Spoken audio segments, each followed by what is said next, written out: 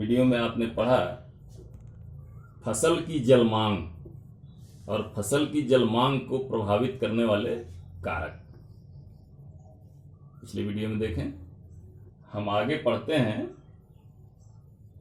जलमान।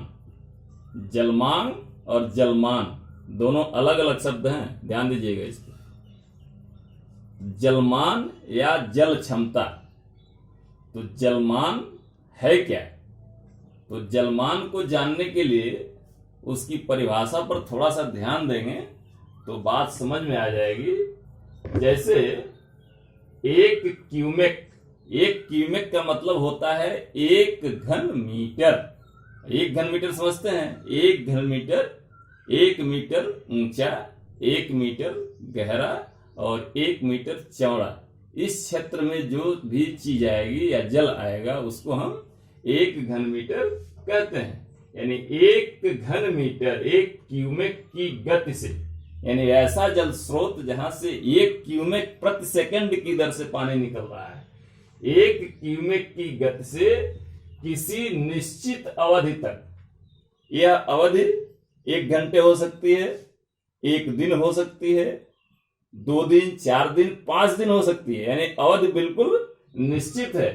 1 cumec की गति से किसी निश्चित अवधि तक निरंतर बहने वाले जल द्वारा, उस स्रोत से वह जल निरंतर बह रहा है, उस जल द्वारा सींचे गए क्षेत्र से जितने हेक्टेयर, यानी क्षेत्रफल है, जितने हेक्टेयर फसल पक करके तैयार होती है उसको हम जलमान, किसका जलमान? उस स्रोत का जहां से पानी निकल रहा है, जलमान अथवा जल क्षमता कहलाती है। यह जो जलमान है यह मुख्यतः 2 प्रकार का होता है। अगर इसको वर्गीकरण करेंगे तो इसको हम कुल जल क्षमता और वास्तविक जल क्षमता, ये 2 रूपों में हम इसको वर्गीकृत करते हैं। तो ये कुल जल क्षमता क्या है? तो कुल जल क्षमता का मतलब है कि निश्चित जल स्रोत जहां से पानी निकल रहा है वह संपूर्ण जल खेत में हमारे प्रयोग में आ जाता है। यानी वहां से निकला हुआ एक एक बूंद पानी का प्रयोग हमारी फसल में हो जाता है, वो हम कहते हैं कुल जल क्षमता। यानी कोई भी जल इधर उधर नहीं गया, संपूर्ण जल जो भी जल स्रोत से निकला वो कहां पहुंचा? हमारे प्लाट में पहुंच गया। लेकिन वास्तव में ऐसा होता नहीं है। यानी जल स्रोत से निकला हुआ संपूर्ण जल हमारे प्लाट तक, हमारी फसल तक नहीं पहुंचता है, बल्कि रास्ते में कुछ न कुछ जल नष्ट हो जाता है। इसलिए यह कुल जल क्षमता केवल एक कल्पना होती है, वास्तव में यह पूर्ण नहीं होती, क्योंकि जल स्रोत से निकला हुआ संपूर्ण जल हमारी फसल के पास तक नहीं पहुंच पाता। लेकिन उसको हम कहते हैं कि यह कुल जल क्षमता है उस जल स्रोत की, कि वहां से इतना पानी निकलता है और उस पानी से हमारे इतने हेक्टेयर फसल की आसानी से सिंचाई होती है और फसल परिपक्व होकर तैयार हो जाती है। दूसरा है वास्तविक जल क्षमता। वास्तविक जल क्षमता क्या है? यानी कि जल स्रोत से निकला हुआ संपूर्ण जल चूंकि खेत तक नहीं पहुंचता, उसका कुछ जल अंतःस्यंदन, निस्यंदन, रिसन, वाष्पीकरण, इन सारी क्रियाओं में नष्ट होता है और जल स्रोत से निकला हुआ 95 से लेकर 80% तक जल ही हमारे खेतों में पहुंच पाता है। यानी कि 5 से लेकर के 20% तक का जल रास्ते में नष्ट हो जाता है। अब ये नष्ट होने का कारण क्या हो सकता है? एक तो वाष्पीकरण जो सूर्य के प्रकाश के कारण होता है, रिसन के द्वारा नष्ट हो सकता है। अगर कच्ची नाली है, निस्यंदन होगा, रिसन होगा, इसके द्वारा हमारे जल स्रोत से निकला हुआ संपूर्ण जल हमारे खेत तक नहीं पहुंच पाता है। तो इसको जितना जल वहां से हमारे खेत में पहुंचता है, मान लीजिए कि 100 क्यूमेक जल निकला और उसमें से 80 क्यूमेक जल खेत तक पहुंचा, यानी 20 क्यूमेक जल नष्ट हो गया। तो ये 80 क्यूमेक जल हमारी वास्तविक जल क्षमता है, लेकिन कुल जल क्षमता क्या होगी, क्योंकि वहां से निकला कितना, 100 क्यूमेक, तो कुल जल क्षमता होगी 100 क्यूमेक, लेकिन वास्तविक जल क्षमता होगी 80 क्यूमेक, क्योंकि रास्ते में कुछ जल हमारा 20%, 20 क्यूमेक जल रास्ते में रिसन, निस्यंदन, वाष्पीकरण इत्यादि तमाम तरह के कारण हो सकते हैं, उसमें नष्ट हो गया, नाली टूट गई, ये तमाम तरह के कारण हो सकते हैं। अब जलमान मुख्यतः 2 बातों पर निर्भर करता है। पहला है समय की अवधि, यानी कितने समय तक सिंचाई की आवश्यकता हमारी फसल को है। जैसे फसल में कितनी सिंचाई करनी है, बहुत सी फसल ऐसी है कि उसमें एक ही सिंचाई पे काम चल जाता है, बहुत सी फसलें ऐसी हैं कि हर 10-15 दिन में उनकी सिंचाई करनी पड़ती है। तो ये जल क्षमता उस फसल को पानी की आवश्यकता के आधार पर निर्धारित होती है। और एक यानी समय, यह आवश्यकता फसल की किस्म के ऊपर भी निर्भर करती है। दूसरा है पानी का आयतन घन मीटर में, जो 1 हेक्टेयर फसल को परिपक्व करने के लिए आवश्यक होता है। 1 हेक्टेयर कोई भी फसल हो, उस संपूर्ण फसल को उसकी बुवाई से लेके और फसल के तैयार होने तक जितने जल की आवश्यकता होती है, वह जल घन मीटर में उसको नापते हैं। आपको अभी बताया 1 क्यूमेक बराबर होता है 1 घन मीटर। तो जितने घन मीटर जल की आवश्यकता होती है, और उसके आधार पर हम जल क्षमता या जलमान की गणना करते हैं। अतः जलमान का आधार उतना ही समय है जितने समय तक पानी बहता रहता है, और पानी का आयतन इस बात पर निर्भर करता है कि कोई भी फसल हो, वो अपने संपूर्ण जीवन काल में कितने सेंटीमीटर पानी का प्रयोग करती है। यानी बुआई से लेके और कटाई तक वो अपने संपूर्ण जीवन काल में कितने जल का प्रयोग करती है। उदाहरण के लिए, यदि 1 घन मीटर प्रति सेकंड की गति से लगातार 100 दिन तक बहते हुए जल से 175 हेक्टेयर में बोई गई फसल पककर तैयार होती है, तो हम कहेंगे कि 100 दिन के आधार पर जो उसका जलमान, किसका, उस क्षेत्र का जो जलमान है, उस स्रोत का जो जलमान है, वो कितना दिन है, 100 दिन। उसका जलमान 100 दिन निर्धारित होता है। अतः किसी भी फसल का जलमान ज्ञात करने के लिए हमको 2 बातों का ज्ञान होना आवश्यक है। पहला, जलमान का आधार, अर्थात वह समय जितने दिनों तक 1 क्यूमेक की गति से सिंचाई का जल फसल में बह करके गया, और पानी का आयतन घन मीटर में, जो कि 1 हेक्टेयर क्षेत्रफल की फसल को परिपक्व करने के लिए आवश्यक होता है। सूत्र के रूप में हम इसको लिख सकते हैं, D बराबर, इसको लिख सकते हैं D बराबर B/V, B/V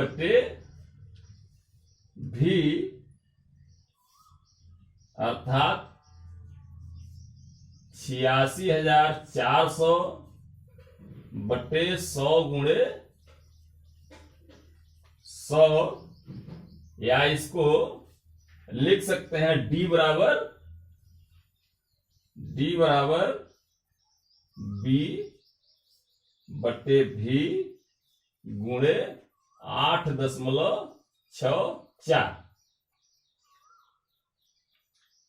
इसमें जो D बराबर होता है, यह जो D बराबर है, यह है जलमान। D बराबर जलमान।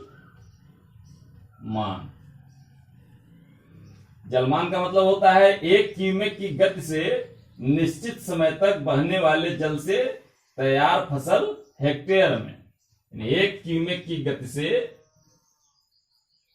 1 क्यूमेक की गति से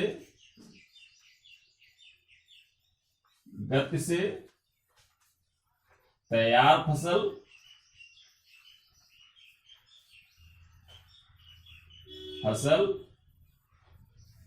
हेक्टेयर में।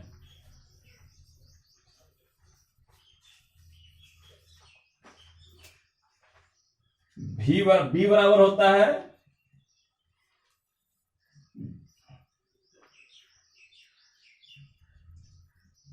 वह समय जितने दिनों तक 1 क्यूमेक की गति से जल फसल में गया, वह समय।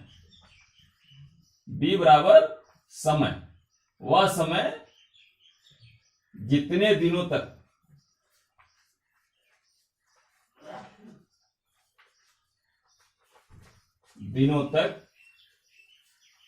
एक क्यूमेक की गति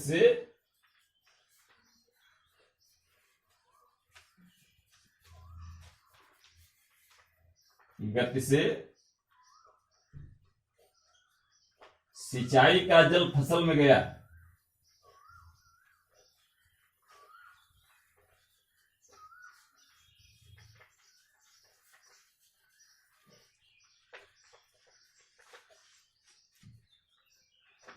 और भी बराबर होता है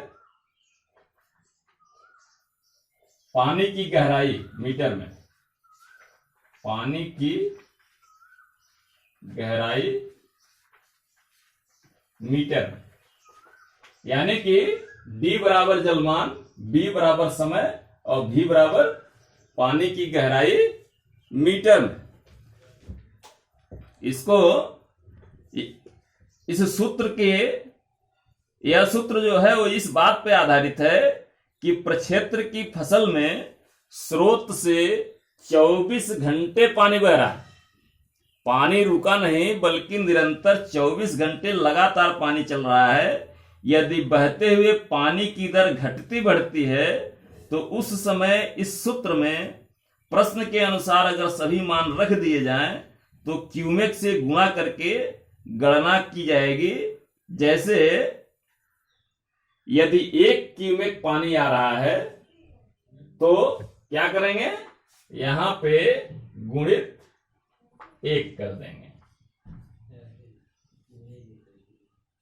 तो उसका जलमान निकल जाएगा। खेत में लगातार पानी की दर अगर 0.205 क्यूमेक है तो यहां पर 0.025 क्यूमेक हो जाएगा। 0.025 क्यूमेक तो उस फसल की वहां की जलमान उस स्रोत की निकल जाएगी। अगर हमको पानी की गहराई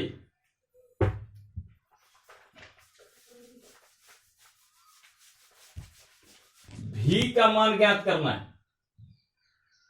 या बी का मान ज्ञात करना है तो कैसे करेंगे, तो डी गुणे भी बराबर बी गुणे 8.64 गुणित 1 जो क्यूमेक है, माना 1 क्यूमेक की दर से चल रहा है तो डी गुणे भी बराबर इतना हो जाएगा। यानी अगर भी का मान ज्ञात करना है तो भी बराबर हो जाएगा बी गुणे 8.64 गुणित 1 भागे डी। अगर बी का मान ज्ञात करना है सपोज दे तो क्या होगा, बी का मान ज्ञात करने के लिए सिंचाई की गहराई अगर मीटर में हमको जानना है तो उसके लिए होगा भी बराबर बी गुणे 8.64 बटे डी। अगर आधार दिनों में जिनमें नियमित रूप से फसल पकने के लिए पानी खेत में गया है, अगर हम इसमें समय निकालना है, अगर हमको b बराबर समय होता है, आपको बताया गया था, तो b बराबर d गुणे v बटे 8.64 ऐसा कर देंगे तो आपको इसका मान निकल जाएगा। जैसे हम मान लीजिए एक सवाल लगाते हैं, जैसे मान लीजिए 4 मास के आधार पर, 4 महीने के आधार पर 25 हेक्टेयर सेंटीमीटर पानी के आयतन से कितने हेक्टेयर क्षेत्र की सिंचाई कर सकते हैं यदि पानी का बहाव 1 क्यूमेक है। तो सूत्र क्या है, d बराबर v बटे v गुणे 8.64। अब इस सवाल को उसमें रखते हैं तो d बराबर क्या होगा, d बराबर 4, चूंकि 4 मास है तो 4 गुणे 1 महीने में 30 दिन होते हैं, तो 4 गुणे 30 गुणित ये 8.6 है, तो 8.64 बटे 25 हेक्टेयर सेंटीमीटर है। जब इसको मीटर में बदलेंगे तो ये 0.25 मीटर हो जाएगा। तो ये बराबर आएगा आपका 10,1036.8 बटे 0.25 बराबर हो जाएगा 4,147.2 हेक्टेयर। यानी कि उस जल स्रोत से जिसमें 4 मास तक लगातार 25 हेक्टेयर सेंटीमीटर पानी के आयतन से सिंचाई अगर करते हैं तो पानी का बहाव अगर 1 क्यूमेक है तो उसमें इतने क्षेत्रफल का यानी 4147.2 हेक्टेयर क्षेत्रफल की सिंचाई करके हम उतने क्षेत्रफल में की फसल को पैदा कर सकते हैं, फसल ले सकते हैं। अब हम आते हैं कि यह जो जलमान है, इस जलमान को प्रभावित करने वाले कारक कौन कौन से हैं। तो जैसे जलमांग को प्रभावित करने वाले कारक होते हैं, वैसे ही जलमान को भी प्रभावित करने वाले कारक होते हैं, और कमोवेश वही कारक जो जलमांग में होते हैं वही कारक कमोवेश यहां भी लागू होते हैं। तो जलमान पर कुछ कारकों का प्रभाव पड़ता है, जैसे कृषि की विधि। कृषि की विधि क्या है, तो कृषि के विधि के आधार पर हमको खेत की तैयारी करनी पड़ती है। इसके अलावा खेत में उपस्थित जो जीवांश खाते हैं उनको ठीक प्रकार से तैयार होने के लिए, समय देने के लिए सिंचाई करना पड़ता है, पानी देना पड़ता है। या अगर हम साल में कितना कैसी फसल है उसके आधार पर जलमान प्रभावित होता है।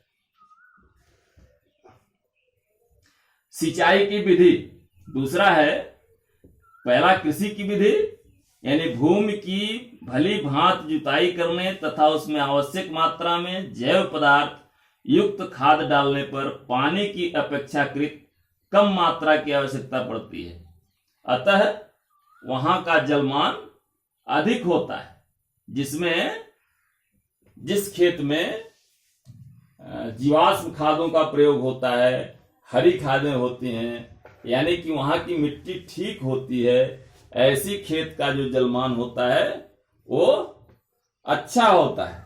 ऐसे ही सिंचाई की विधि, तो सिंचाई की विधि में हम देखते हैं कि जिन स्थानों में 12 मासी सिंचाई होती है, यानी पूरे 12 महीने हमको जल प्राप्त होता रहता है, यानी जब भी हमको आवश्यकता पड़ती है हमको जल प्राप्त हो जाता है, तो वहां का जलमान अधिक होता है, क्योंकि भूमि के धरातल पर नमी हमेशा बनी रहती है और बहुत अधिक सिंचाई की आवश्यकता नहीं पड़ती है, क्योंकि पूरे समय तक हमको जब भी आवश्यकता होती है पानी प्राप्त हो जाता है। इसलिए जहां 12 मासी सिंचाई की व्यवस्था रहती है ऐसे क्षेत्रों में जलमान कम होता है, कम जलमान की आवश्यकता पड़ती है, पानी की कम आवश्यकता पड़ती है। प्लावन सिंचाई में जलमान कम होता है, क्योंकि नहर अपेक्षाकृत कम समय तक ही बहती है, अतः इसमें अंतःस्यंदन, अंतःस्रवण और निस्यंदन विधियों द्वारा पानी की अधिक क्षति होती है। ऐसे ही जलमान पर प्रभाव डालने वाले कारकों में सिंचाई करने की विधि कैसी है, भूमि की किस्म कैसी है। जैसे अगर चिकनी भूमि है तो उसमें अधिक समय तक पानी रोकने की क्षमता होती है, अतः भारी भूमि का जलमान अधिक होता है, बलुई भूमि का जलमान कम होता है। क्योंकि बलुई भूमि में अधिक जल की आवश्यकता पड़ती है तो जलमान उसका घट जाता है, लेकिन मटियार भूमि में पानी की कम आवश्यकता पड़ती है, वह अधिक समय तक जल को अपने अंदर रोक के रह सकता है, इसलिए उसका जलमान कम होता है। सिंचाई, भूमि की जुताई इत्यादि का समय और संख्या, जितनी मात्रा में हम भूमि की जुताई करते हैं उतने अधिक नमी की आवश्यकता पड़ती है। जहां कम जुताई होती है या कम जुताई पर ही खेत तैयार हो जाता है वहां पर जलमान कम होता है, अन्यथा अधिक जुताई करने पर जलमान उसका बढ़ जाता है। इसके अलावा जलवायु की दशा, तापमान, वायु की आर्द्रता, वायु की गति और वर्षा की मात्रा तथा उसका वितरण, ये सभी ऐसी बातें हैं जिसका जलमान पर बहुत प्रभाव पड़ता है। ग्रीष्म ऋतु में फसलों का जलमान घट जाता है, जबकि वर्षा ऋतु और शरद ऋतु में फसलों का जलमान बढ़ जाता है। ग्रीष्म ऋतु में ज्यादा सिंचाई करनी पड़ती है, ज्यादा पानी की आवश्यकता पड़ती है, इसलिए अधिक जल लगता है तो जलमान घट जाता है। लेकिन बरसात में और शरद ऋतु में कम सिंचाई करनी पड़ती है, कम जल की आवश्यकता पड़ती है, इसलिए इसमें जलमान कम, यानी आप समझिए इस बात को, जिस फसल में कम पानी से अधिक फसल तैयार हो जाती है तो उसका जलमान कम होता है, लेकिन जब जल अधिक लगता है और कम क्षेत्रफल में पानी कम फसल तैयार होती है तो उसका जलमान, उस फसल का जलमान बढ़ जाता है। जलवायु की दशा कैसी है, कर निर्धारण का ढंग कैसा है। जब सिंचाई के कर का निर्धारण पानी की मात्रा पर होता है तो लोग पानी को बहुत ही किफायत के साथ खर्च करते हैं, यानी जितना जल आप खर्च करेंगे उसी हिसाब से आपको कर देना पड़ेगा, तो आप उसको क्या करते हैं, ठीक प्रकार से, यानी मितव्ययिता से पानी का इस्तेमाल करते हैं, प्रयोग करते हैं। जैसे ट्यूबवेल से सिंचाई करते हैं, सरकारी ट्यूबवेल से सिंचाई करते हैं तो क्या करते हैं, पानी को छोड़ देते हैं खेत में, अधिक पानी जाता है, यानी जलमान बढ़ गया। लेकिन अगर वही पैसा देके प्राइवेट नलकूप से सिंचाई करते हैं तो कम से कम जल में चाहते हैं कि अधिक से अधिक फसल की सिंचाई हो जाए, तो उसमें जल के ऊपर ध्यान देते हैं। नहर से अगर सिंचाई करते हैं तो उसका जलमान बढ़ जाता है, क्योंकि आप अनियंत्रित रूप से पानी खेत में छोड़ देते हैं। तो ऐसी अवस्था में कर किस प्रकार का, यानी धन आपका कितना लग रहा है, उसके आधार पर भी जलमान घटता और बढ़ता है। इसके साथ ही नहर की दशा, जब नहर का बहाव तेज होता है तो जलमान बढ़ जाता है, क्योंकि पानी रुकता नहीं, तेजी के साथ आगे निकल जाता है। ऐसे ही भूमि का ढाल, फसलों की किस्म और पानी का प्रयोग करने वाले की चतुराई, पानी जो प्रयोग कर रहा है वह व्यक्ति कैसा है, फसल की किस्म कैसी है। जैसे धान की फसल है, अधिक पानी चाहने वाली फसल है तो उसका जलमान बढ़ेगा, कम पानी चाहने वाली फसल है उसका जलमान कम होगा। तो ये सारी चीजें क्या करती हैं, जलमान को प्रभावित करती हैं, जलमान को प्रभावित करने वाले कारक हैं। आज इतना ही, फिर आगे हम निस्यंदन और मृदा गठन के संबंध में चर्चा करेंगे। इसका